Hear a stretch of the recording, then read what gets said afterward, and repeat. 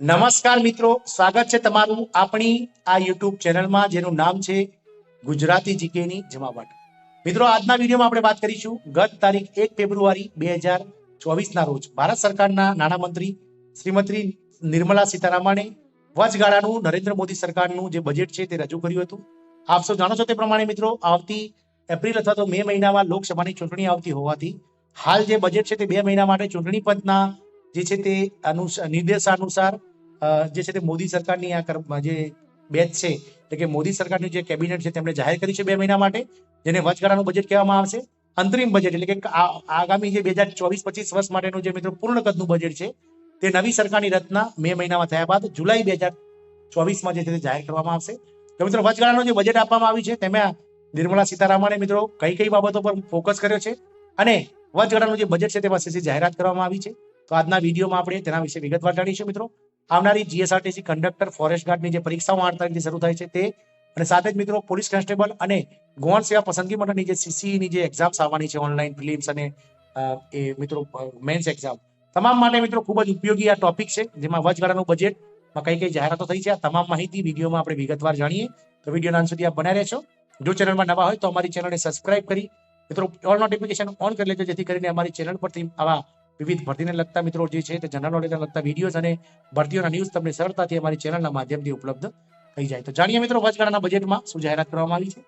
તો સબકા સાથ, સબકા વિકાસ અને સબકા વિશ્વાસના મંત્ર અને સબકા પ્રયાસના સમગ્ર રાષ્ટ્રીય અભિગમ સાથે કેન્દ્રીય નાણાં અને કોર્પોરેટ બાબતોના મંત્રી શ્રીમતી નિર્મલા સીતારામણે 1 ફેબ્રુઆરી 2024ના રોજ સંસદમાં વચગાળાનું કેન્દ્રીય બજેટ 2024-25 રજૂ કર્યું હતું. બજેટની મુખ્ય વિશેષતાઓ નીચે મુજબ છે. વિભાગની વાત કરીએ તો મિત્રો સામાજિક ન્યાય વિભાગ માટે પ્રધાનમંત્રી 4 મુખ્ય જ્ઞાતિઓના ઉત્થાન પર એટલે કે ગરીબ, મહિલાઓ, યુવા અને અન્નદાતા એટલે કે ખેડૂત પર ધ્યાન કેન્દ્રિત કરશે. ગરીબ કલ્યાણ, દેશ કા કલ્યાણ. તો મિત્રો સરકારે છેલ્લા 10 વર્ષમાં બહુપરિમાણીય ગરીબીમાંથી 25 કરોડ લોકોને સહાય કરી છે. પીએમ જનધન ખાતાઓનો ઉપયોગ કરીને રૂપિયા 34 લાખ કરોડના ડીબીટી થી સરકારને રૂપિયા 2.7 લાખ કરોડની બચત થઈ છે. પીએમ એસવીએન નિધિની 78 લાખ સ્ટ્રીટ વેન્ડર્સ ને ક્રેડિટ સહાય પૂરી પાડી હતી. 2.3 લાખને ત્રીજી ક્રેડિટ મળી છે મિત્રો. પીએમ જનમાન યોજના ખાસ કરીને નબળા આદિવાસી જૂથો પીવીટીજીના વિકાસમાં મદદરૂપ કરશે. અને પીએમ વિશ્વકર્મા યોજના 18 વેપાર સાથે સંકળાયેલ કારીગર અને શિલ્પકારોને એન્ડ ટુ એન્ડ સહાય પૂરી પાડી છે મિત્રો. વાત કરીએ અન્નદાતાનું કલ્યાણ વિશે તો પીએમ કિસાન સન્માન નિધિ યોજનામાં 11.8 કરોડ ખેડૂતોને નાણાકીય સહાય પૂરી પાડવામાં આવી છે. અને અત્યાર સુધીમાં મિત્રો ખેડૂતોના ખાતામાં 15 હપ્તામાં 2,000 રૂપિયા લેખે 30,000 રૂપિયા જમા કરવામાં આવે છે. પીએમ પાક વીમા યોજના હેઠળ 4 કરોડ ખેડૂતોને પાક વીમા આપવામાં આવે છે. ઇલેક્ટ્રોનિક નેશનલ એગ્રીકલ્ચર માર્કેટ એટલે કે ENAM એ 6361 મંડીઓનું સંચાલન કર્યું છે, જેને રૂપિયા 3 લાખ કરોડનું ટ્રેડિંગ વોલ્યુમ સાથે 1.8 કરોડ ખેડૂતોને સેવાઓ પ્રદાન કરી છે. નારી શક્તિ માટે ઘટી તો મિત્રો મહિલા ઉદ્યમીઓને 30 કરોડ રૂપિયાની મુદ્રા યોજનાની લોન આપવામાં આવી છે. સાથે જ ઉચ્ચ શિક્ષણમાં મહિલાઓની નોંધણીમાં 28% વધારો થયો છે. સ્ટેમ એટલે કે અભ્યાસક્રમોમાં છોકરીઓ મહિલાઓની નોંધણી 43% વિશ્વ ધરાવે છે, જે વિશ્વમાં સૌથી વધુ છે. અને ગ્રામીણ વિસ્તારની મહિલાઓને પીએમ આવાસ યોજના અંતર્ગત 70%થી વધુ મકાનો બનાવી આપવામાં આવે છે. પ્રધાનમંત્રી ગ્રામીણ આવાસ યોજના તો કોવિડ પડકારો છતાં પીએમ આવાસ યોજના ગ્રામીણ હેઠળ 3 કરોડ મકાનોનું લક્ષ્ય ટૂંક સમયમાં પ્રાપ્ત કરવામાં આવશે. અને આગામી 5 વર્ષમાં વધુ 2 કરોડ મકાનોનું નિર્માણ જે છે તે સરકાર દ્વારા આ સ્કીમ હેઠળ કરવામાં આવશે. રૂફટોપ સોલરાઇઝેશન અને મફત વીજળી. રૂફટોપ સોલરાઇઝેશન દ્વારા દર મહિને 1 કરોડ ઘરોને 300 યુનિટ વીજળી મફત મળશે અને ઘરને વાર્ષિક રૂપિયા 15,000 થી 18,000 રૂપિયાની બચત થવાની અપેક્ષાઓ છે. વાત કરીએ મિત્રો આયુષ્યમાન ભારત યોજના તો આયુષ્યમાન ભારત યોજના હેઠળ તમામ આશા કાર્યકર્તાઓ, આંગણવાડી કાર્યકર્તાઓ અને સહાયકોને સ્વાસ્થ્ય કવચ આપવામાં આવશે. કૃષિ અને ખાદ્ય પ્રસંસ્કરણ તો પ્રધાનમંત્રી કિસાન સંપદા યોજનાથી 38 લાખ ખેડૂતોને લાભ થયો છે અને 10 લાખ રોજગારીનું સર્જન થયું છે. માઇક્રો ફૂડ પ્રોસેસિંગ એન્ટરપ્રાઇઝીસ યોજનામાં પ્રધાનમંત્રીએ ઔપચારિકરણ દ્વારા 2.4 લાખ HSG અને 600 વ્યક્તિઓને ક્રેડિટ લિંકેજથી સહાય કરી છે મિત્રો. આગળ વાત કરીએ વૃદ્ધિ, રોજગાર અને વિકાસને ઉત્પ્રેરક બનાવવા માટે સંશોધન અને નવીનતા તો 50 વર્ષની વ્યાજ મુક્ત લોન સાથે રૂપિયા 1 લાખ કરોડનું ભંડોળ ઉભું કરવામાં આવશે, જે લાંબા ગાળા અને નીચા કે શૂન્ય વ્યાજ દર સાથે લાંબા ગાળા માટે ધિરાણ કે પૂર્ણ ધિરાણ પ્રદાન કરશે.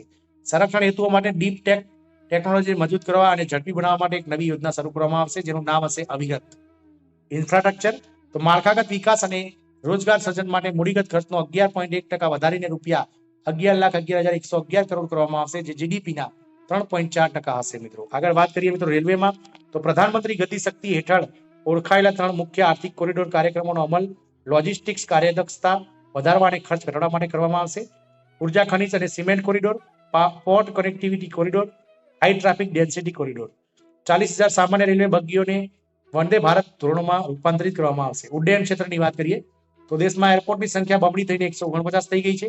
517 નવા રૂટ પર 1.3 કરોડ મુસાફરોને લઈ જઈ રહ્યા છે અને ભારતીય કેરિયર્સે 10 થી વધુ નાના નવા વિમાનોનો ઓર્ડર પણ આપી દીધો છે મિત્રો. ગ્રીન એનર્જીની વાત કરીએ તો વર્ષ 2030 સુધીમાં 100 AMT ની કોલસાનું ગેસિફિકેશન અને પ્રવાહીકરણ ક્ષમતા સ્થાપિત કરવામાં આવશે. પરિવહન અને કમ્પ્રેસ્ડ નેચરલ ગેસ એટલે કે સીએનજીમાં કમ્પ્રેસ્ડ નેચરલ ગેસ CBG નું તબક્કાવાર ફરજિયાત મિશ્રણ સાથે સ્થાનિક હેતુઓ માટે ટ્રાઇપ્ડ નેચરલ ગેસ PNG મિત્રો ફરજિયાત બનાવવામાં આવશે. પ્રવાસન ક્ષેત્રની વાત કરીએ તો રાજ્યોને વૈશ્વિક સ્તરે તેમના બ્રાન્ડિંગ અને માર્કેટિંગ સહિતના આઇકોનિક પર્યટન સ્થળોમાં વ્યાપક વિકાસ માટે પ્રોત્સાહિત કરવામાં આવશે. સ્થાપિત થનારી સુવિધાઓ અને સેવાઓની ગુણવત્તાના આધારે પર્યટક કેન્દ્રોનું રેટિંગ માટેનું માળખું આપવામાં આવશે અને રાજ્યોને મેચિંગ આધારે આ પ્રકારના વિકાસને ધિરાણ કરવા માટે લાંબા ગાળાની વ્યાજમુક્ત લોન પણ પ્રદાન કરવામાં આવશે. રોકાણોની વાત કરીએ તો વર્ષ 2005 થી 14 દરમિયાન અને વર્ષ 2014 થી 23 દરમિયાન FDI નો પ્રવાસ $596 અબજ છે. વિકસિત ભારત માટે રાજ્યોમાં સુધારા. રાજ્ય સરકારો દ્વારા સીમાચિહ્ન રૂપ સાથે સંકળાયેલા સુધારાઓને ટેકો આપવા માટે 50 વર્ષમાં વ્યાજમુક્ત લોન તરીકે 75,000 કરોડની જોગવાઈઓનો પ્રસ્તાવ રજૂ કરવામાં આવ્યો છે. સુધારેલો અંદાજો RE 2023-24 ઋણ સિવાયની કુલ આવકોમાંથી 27.56 લાખ કરોડ રૂપિયા છે, જેમાંથી 23.4 લાખ કરોડ રૂપિયા ટેક્સ રિસીપ્ટ છે. કુલ ખર્ચની 44.99 લાખ કરોડ રૂપિયા છે. રૂપિયા 30.3 લાખ કરોડની મહેસૂલી આવક બજેટ અંદાજ કરતા વધારે હોવાની અપેક્ષા છે, જે અર્થતંત્રમાં મજબૂત વૃદ્ધિની ગતિ અને ઔપચારિકતા દર્શાવે છે. નાણાકીય ખાદ્યનો 2023-24માં GDP 5.8% છે. બજેટનો અંદાજ 2024-25 ઋણ અને કુલ ખર્ચ સિવાયની કુલ આવક અનુક્રમે 30.80 અને 47.66 લાખ કરોડ હોવાનો અંદાજ છે. 26.2 લાખ કરોડની ટેક્સ રિસીપ્ટનો અંદાજ છે. રાજ્યોને મૂડીગત ખર્ચ માટે 50 વર્ષના વ્યાજમુક્ત લોનની યોજનાઓ ચાલુ વર્ષે ચાલુ રાખવામાં આવશે, જેમાં રૂપિયા 1.3 લાખ કરોડનો ખર્ચ થશે.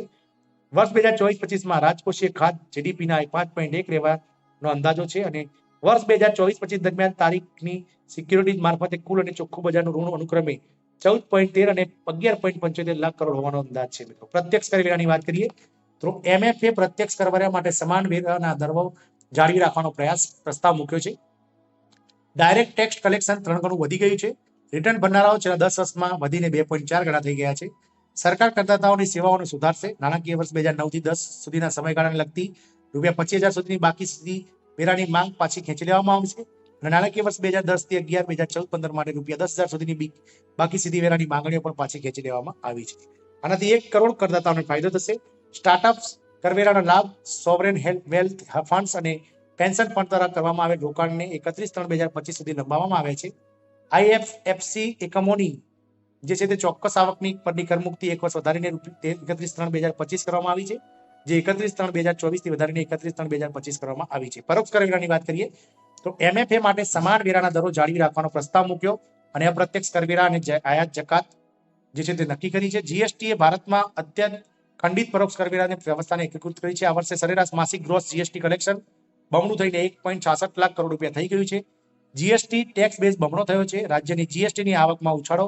રાજ્યોને અપાયેલ વળતર સહિત GST પછીના સમયગાળામાં એટલે કે 17 થી 18, 22 થી 23માં વધીને 1.22 થયો છે, જે GST પૂર્વેના સમયગાળા 2012 થી 13 અને 15-16માં 0.72% હતો.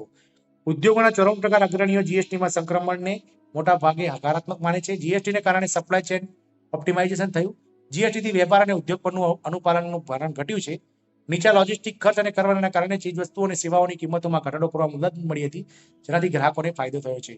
વર્ષોથી કરવેરાને તર્કસંગત બનાવવાના પ્રયાસો થયા છે. નાણાકીય વર્ષ 2013-14માં રૂપિયા 2.2 લાખથી વધારીને 7 લાખ સુધીની આવક માટે કોઈ કરવેરાની જાહેરાત મિત્રો જવાબદારી નહીં.